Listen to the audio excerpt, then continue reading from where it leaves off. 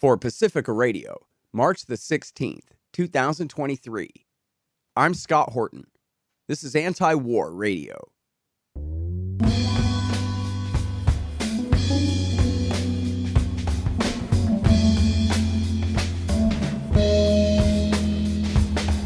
All right, y'all, welcome to the show. It is Anti-War Radio. I'm your host, Scott Horton. I'm the editorial director of Antiwar.com, and I'm the editor of the book, Hotter Than the Sun, Time to Abolish Nuclear Weapons. You can find my full interview archive, more than 5,800 of them now, going back to 2003, at scotthorton.org and at youtube.com/Scott Horton Show. And you can follow me on Twitter, if you dare, at Scott Horton Show. All right. Welcoming back to the show, our news editor from Antiwar.com, the great Dave DeCamp, and he also hosts a show called Antiwar News on all your favorite podcatcher feed jammers there. Welcome back to the show, Dave. How are you doing, sir? I'm good, Scott. Thanks for having me. Really appreciate you joining us today, and we've got a lot of bad news to cover. Let's start with an American M9 Reaper drone in conflict with a Russian fighter jet over the Black Sea, I guess in international waters, although I'm not sure how close to the edge there. Can you please give us an update on what we know now? Yeah, so on Thursday, the U.S. released footage of this encounter. It was a U.S. MQ-9 Reaper drone, and it was intercepted by two Russian fighters. It looks like from some maps I've seen online. I'm not sure if this is all confirmed, but it was over 30 miles off the coast of Crimea in the Black Sea. And Russia says that this drone entered an area that they shut down, that they restricted due to their, military operations in Ukraine and Crimea, and that the drone entered without a transponder on. And then the U.S. side is saying, oh, this is just a routine surveillance flight, over in the Black Sea, which, the U.S. and its allies are pretty active in that region and, have been for years. And it's always been a source of tensions with Russia. I'm sorry, I'm just reminded of the old news footage from the Gulf of Tonkin where the USS Maddox is on a routine patrol, as they do from time to time, over there in the Gulf of Tonkin off the coast of Vietnam. Hey, we're just doing a routine patrol right off the coast of Crimea, Yeah, well, that's how they want to frame it. If you remember back in, I believe it was June 2021, a British warship sailed within 12 miles of Crimea, and 12 miles is the territorial waters limit. That's when the U.S. challenges China's claims in the South China Sea. They sail within 12 miles of these islands that they claim. So the British did that, because the U.S. and its allies don't recognize Crimea as Russian, and Russia fired warning shots. It was a huge provocation. So this has been, stuff like this has been going on for a while. But again, the U.S. says, oh, it was routine, and the Russians acted very unprofessionally. The U.S. story is that one of the Russian planes, dumped fuel and clipped the drone's propeller, which caused it to crash. The Russians say, yeah, we intercepted it, but they didn't collide. They, the drone just made a sharp maneuver and then fell into the water. So the Pentagon just released a video of the encounter, and you could see what appears to be a Russian fighter dumping fuel. You don't see them collide. You don't see them, come in contact.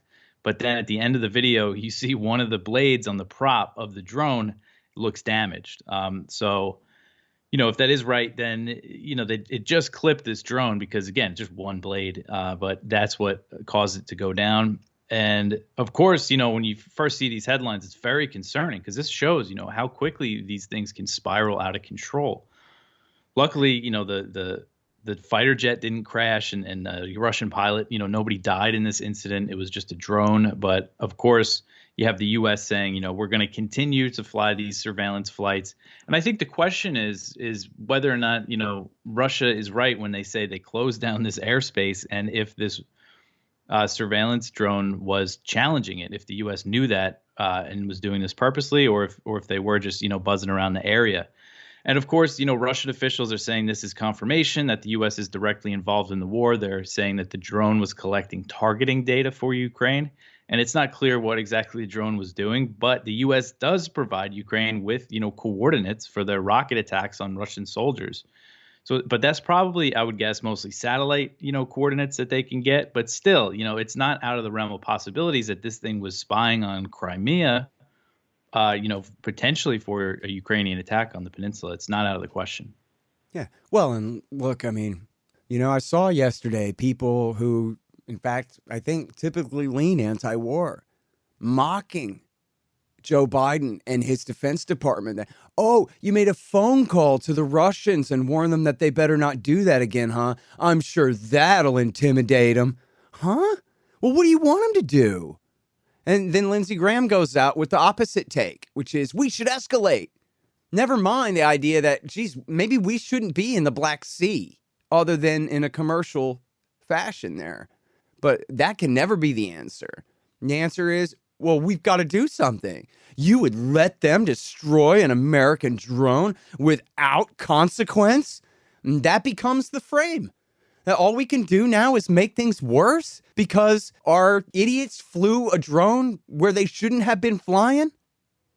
Yeah, and I think so. Lindsey Graham said that the U.S. should start shooting down Russian planes, that they encounter. Of course, a huge escalation. Basically, that would just set off, a direct war between the U.S. and Russia, NATO and Russia. But I do think, we have to worry about the Pentagon and officials, in the Biden administration. I don't think they'll take it that far, but I think they might send more drones into this area and challenge the Russians even more, see what they do. So it's definitely, we're on this escalatory spiral, I think, with this situation. And it's very concerning. And the U.S. officials said that this drone was launched from Romania, which has a Black Sea coast. Romania, Bulgaria, and Turkey are the NATO countries on the Black Sea. Turkey wouldn't really want to be involved in operations like this because the U.S. right now doesn't have any naval ships in the Black Sea, but they're talking about trying to recover the drone. Russia wants to recover the debris too. So it's not clear, though, if NATO's actually sent out any boats to go try to pick this thing up. But it does show, NATO expansion. The U.S. has a base right there, right on the Black Sea. So at least they're staying out of there. Now, of course, there's other NATO countries there that have their own fleets. But Lindsey Graham was saying, Biden's weakness, his inaction could start World War III. This is total nonsense. When what he's suggesting would seriously kick it off. Yeah, exactly right. There's a video of Lindsey Graham and John McCain from December 2016, right before Trump was inaugurated. And they're talking to Ukrainian soldiers who were fighting, in the Donbass war. And they're telling them 2017 will be the year of offense. We're going to go back to Washington and lobby to get you weapons. And, you should go on the offensive against the Russians. It shows just how involved they were in this whole mess. That really breaks the narrative, I think, that this thing started on February 24th, 2022, when you see these two American senators giving these Ukrainian soldiers a pep talk, to go on the offensive. Yeah, and this is almost 2 full years. This is just short of 2 full years after the Minsk II peace deal was signed, when pouring more weapons in there and encouraging more fighting is in direct violation of that deal, which was struck by our allies, the French and the Germans, but was signed onto by the United States and the United Nations. And then they're just outright in violation of it, trying to turn the thing into a war. And I guess they admit now, all the way around, that they never meant it, that Minsk II was just supposed to buy them time to arm up for the next phase of the war. I guess we can take them at their word now. That's how they've treated it this whole time. So talk about the F-16s here. I guess, Dave, my understanding was that both sides have such effective anti-aircraft that neither side is really taking to the air very much at all, other than Russian cruise missiles and so forth. Am I wrong about that? Yeah, that's what it seems like. I don't think Russian planes are really flying over to Ukraine to launch these missile strikes that we see across the country. Well, when it comes to the F-16, I know, earlier in the war, they were asking for both the F-15 and the F-16, but it seems like the demand has narrowed to the F-16, and that's what we typically see them talking about. But so I'm not sure if, part of the conversation with Ukraine, because the conversation is going on right now, there's Ukrainian pilots, at least two in the United States for an assessment of their skills to see how long it would take to train them on the F-16. So they're laying the groundwork to send these planes. And again, it's not clear, this is something, if they do decide to give them these F-16s, it's going to take years for them to deliver, like the Abrams tanks. So, this is part of the long-term planning. So who knows where we're going to be in a few years with this whole situation. Yeah. But they Poland, keep saying they think it'll take years, right? I just read a thing from, I'm sorry, I forgot who it was that said that they think that, this will take at least 2 or 3 more years of fighting before we're done here. And they Yeah. think that we won't have all died in a nuclear war after 2 or 3 more years of this? Yeah, I guess not. But there actually was news today on the fighter jet front. Poland said that they're going to send MiG-29s, the Soviet-made planes, to Ukraine in the coming days. They said in about In the coming 4 days. days. Oh, man. So Yeah. Oh, by the way, it was Gordon Kahl. That's the quote. Deputy Secretary of Defense for Policy. Sitting in Douglas Feith's chair. We don't know the course or trajectory of the conflict. It could end 6 months from now. It could end 2 years from now, 3 years from now. Either way, no matter how the conflict goes, NATO has very long-term plans with Ukraine. They want to turn it into even more of a, de facto NATO member. They want to manufacture weapons in Ukraine. They want to arm them to the teeth. Over the next, NATO has a plan for, over the next 10 years. The British Prime Minister Rishi Sunak has kind of put forward this plan for, when the war ends, they sign a deal with Ukraine. It's short of full NATO membership, but it basically will give them access to all the weapons they want. Now, that doesn't sound like something Russia would go with. So these plans could, just prolong the war. Yeah. As Seymour Hersh wrote in his most recent piece, who is your George Ball? Who is the guy on your staff telling you we should not be doing this, man? Not like this. Mm-hmm. Maybe Mark Milley, but he's definitely still going along with it, even though he did express some desire for negotiations a few months ago. But it looks like that has been killed, that thought in the Biden administration. And Russia seems set on just continuing the war. That's another thing. The Kremlin just said the other day that, their goals in Ukraine can only be achieved by military means. They don't see any way toward, a peaceful solution. So all around, it looks like, although there's indications that some people in the Biden administration want to wind this thing down, telling Ukraine that they're not going to be able to get as much aid in the future. The CIA director told that to Zelensky. But, again, big plans, all these big long-term plans, they want, to give Ukraine a fleet of F-16s, Abrams tanks. So I think people with the long-term goals are going to win out. Man, so talk to me a little bit about what's going on at the front. I know that there is just absolute bitter fighting going on in Bakhmut, and I'm sure that you've seen that piece in the Kiev Independent that Douglas McGregor had sent to me about just how absolutely ill-prepared and unequipped and untrained and mistreated these Ukrainian conscripts are, just essentially being dumped into the middle of a bloodbath, acting as our guys in Iraq and Afghanistan call themselves the bullet sponge. These guys are artillery shell sponges, just getting blown to bits and apparently accomplishing not very much for it. But I know the Washington Post even came out with a piece saying, geez, guys, all that, narrative about what a great job Ukraine is doing and how the Russians are dying at 10 times the rate the Ukrainians are and all this. Yeah, maybe not so much. And they describe a very desperate situation there on the front. I was wondering if you could talk about that a bit. Yeah, it does seem like a really, horrible situation. There's these soldiers that the Kiev Independent spoke to, the Washington Post. There's been other reports like this. They're saying, conscripts are being trained for 2 weeks. Some of them, barely learn how to fire a rifle. They never throw a grenade. And then they're sent to the front line into what has become known as the meat grinder in Bakhmut. It's really a brutal battle. And, there's some anecdotes from commanders, a battalion commander that spoke with the Washington Post. He said he had a battalion of 500 and everybody except for him is gone. 100 were killed, 400 were wounded, and he's getting all these fresh recruits that don't know what they're doing. I mean, the things he said just make it sound so horrific. He said that some of them wouldn't fire their rifles because they were afraid of the sound of the shot, and that they would just drop everything and run.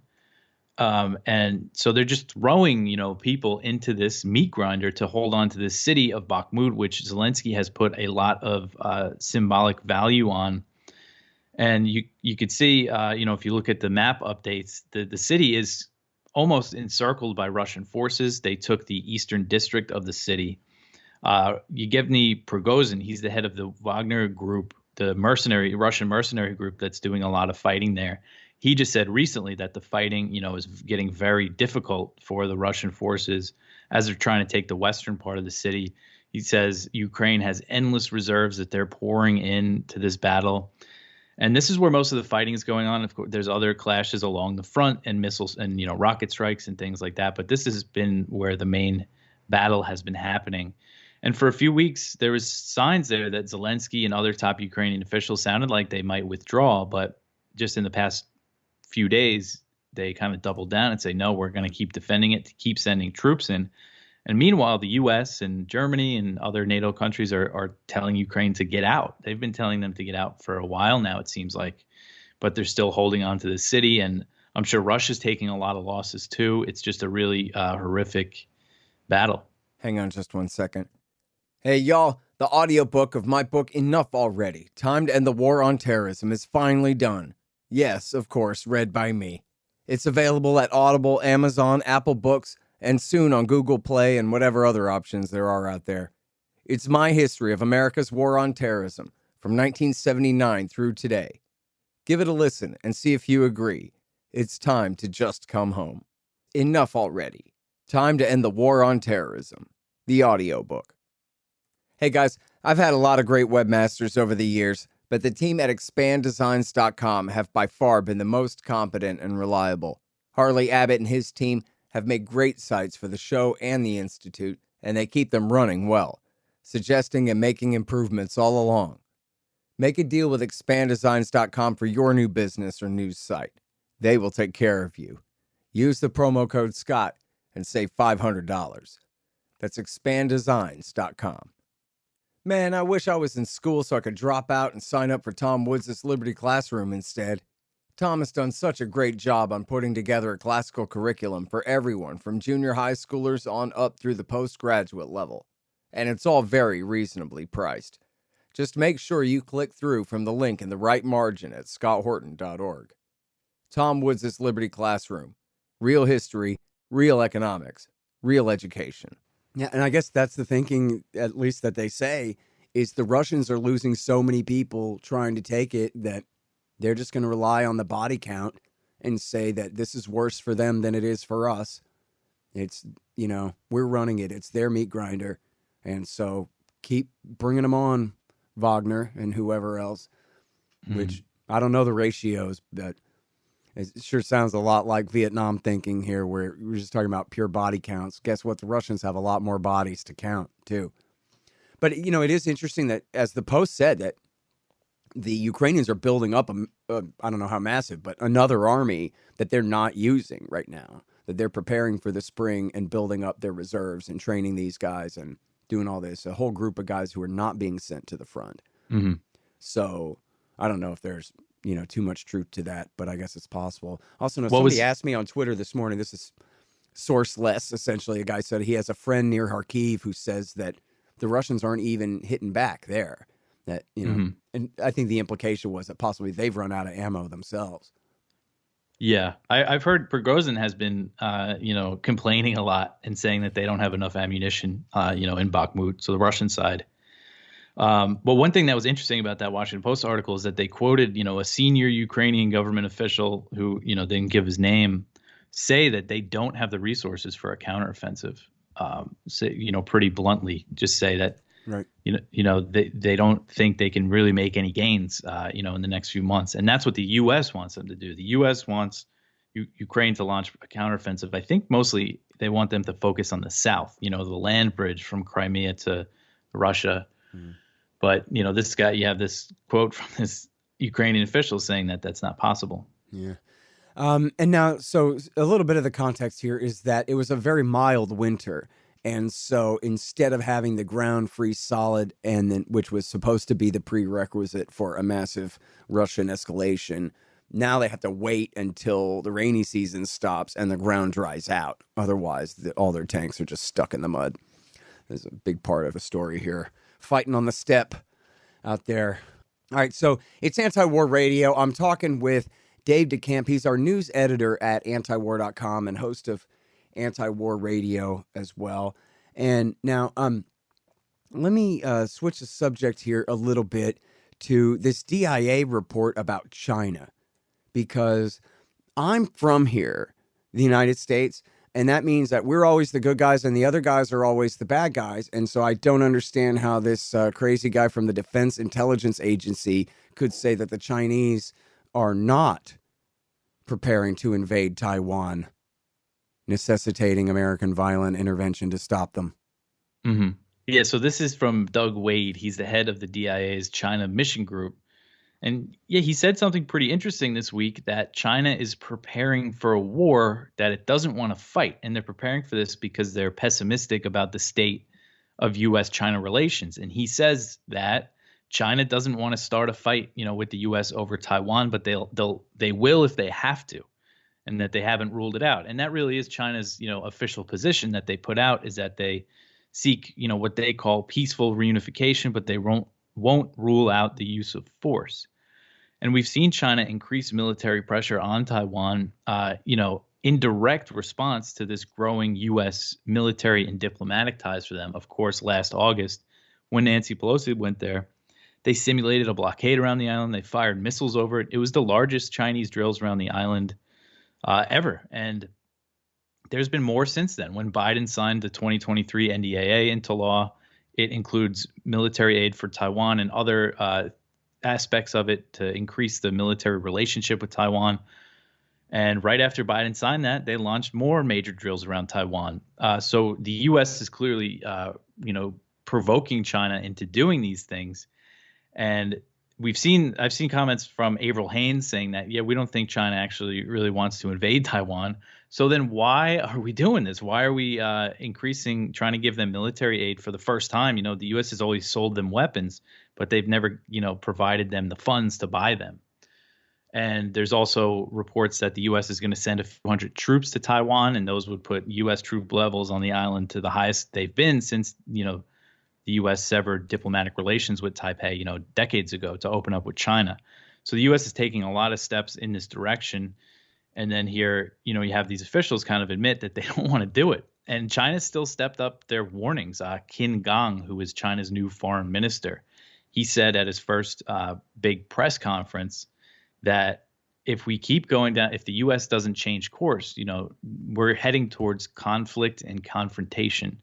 And he asked, who's going to deal with these catastrophic consequences, as he called it. And, besides Taiwan, the U.S. is taking a lot of steps. They just signed a deal with the Philippines to expand their military bases there. They're building things in Guam, in the Pacific Islands. Australia, of course, this huge submarine deal. They're trying to turn Australia into this submarine hub to oversee all, U.S. and allied underwater activity in the Asia Pacific. It's a military buildup specifically aimed at China. They're encouraging Japan too. They're doubling their military budget. They're going to acquire Tomahawk missiles. That's huge. And this is all being done in the name of China, that we have to do this because of China. Military officials, U.S. military officials, are speaking openly about the fact that they're preparing for war with China. They're not preparing to support Taiwan in a war against China like they are supporting Ukraine against Russia. They're preparing for a direct war with China. So China sees all this, and naturally, they're preparing for war as well. So this is the path that we're going down. And unless there's a big change, it does seem like war is inevitable. Who knows when it could break out. But if something doesn't give here, I can't see, a way out of this. And the Americans are in complete violation of their agreement with China over Taiwan, begun by Nixon and then finalized by Jimmy Carter back 40 years ago. This is one country. We're talking about going to war over an island that we don't even recognize as an independent nation at all, that our government has officially declared 50 and then again 40 years ago will one day be reunited with China. We just hope it's peacefully. And then instead of working to help them reunite peacefully, we're just absolutely in violation of the deal. And here's the joke, too. Everybody knows that America would lose, that they have supersonic sea-skimming missiles because Israel gave them America's designs for supersonic sea-skimming missiles. And they can sink our boats. Their missiles have a longer range than our fighters. So that means our carriers can't get anywhere near Taiwan unless all our guys want to go swimming by the thousands. And we're talking about the other side of the planet from here. We're talking about a couple of 10 miles off of their coast.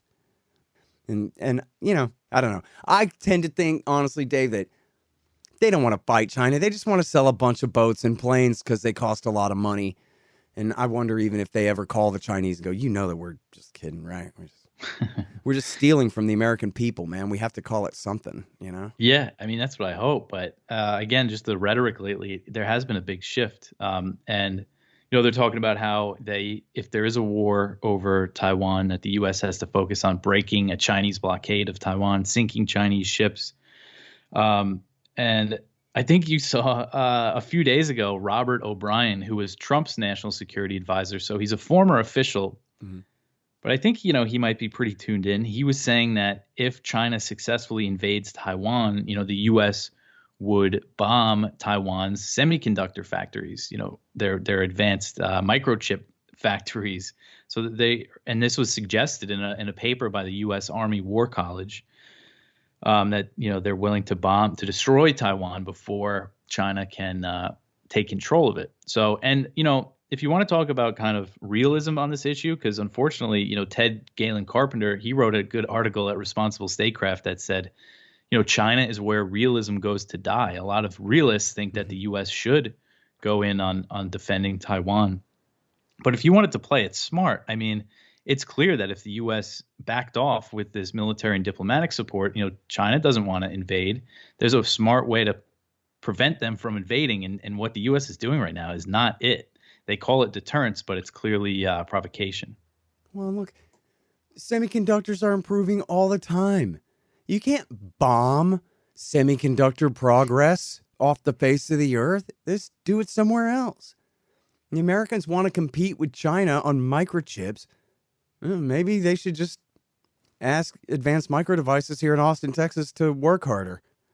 Yeah, I don't know why in the world anyone in the world needs to rely on Taiwan, or how any sovereign government in the world could convince themselves that with high explosives, they can prevent semiconductors from doubling the number of microprocessors per chip every couple of years or whatever the law is. It's completely ridiculous. Mm-hmm. And the U.S. is also going after China's semiconductor industry with these new sanctions that they put on to stop exporting, technology that they need for the more advanced semiconductors. And they actually they're pressuring other countries to do it. The Netherlands agreed. Apparently they export a lot of this stuff, and they're trying to get Japan to agree too. So they're really targeting China's industry. So wouldn't that, make China maybe want to give them more motivation to take control of Taiwan because they have that industry there? I don't know. Absolutely right. Hey, look, I interviewed Charles Freeman last week.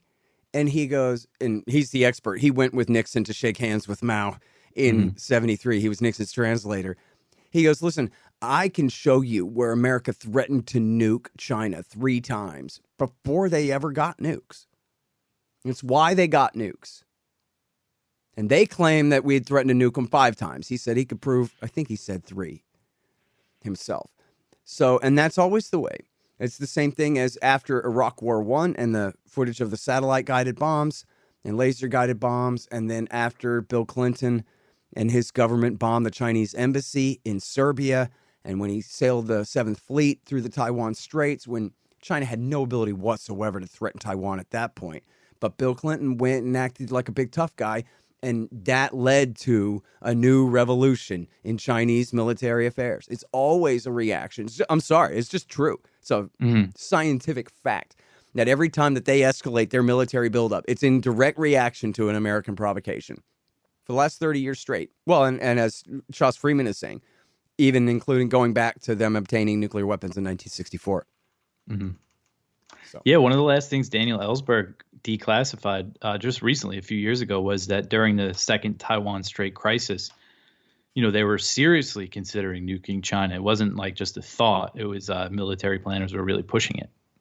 All right, we're all out of time, but that is Dave DeCamp, news editor at Antiwar.com, holding down all the bad news for you there every single day at news.antiwar.com, and check out his show, Anti-War News, as well. Thank you, Dave. Thanks, Scott. All right, you guys, and that's Anti-War Radio for today. I'm your host, Scott Horton, editorial director at Antiwar.com, author of Hotter Than the Sun, and host of 5,800-something interviews going back to 2003 at scotthorton.org. And I'm here every Thursday from 2:30 to 3 on KPFK 90.7 FM in LA. See you next week.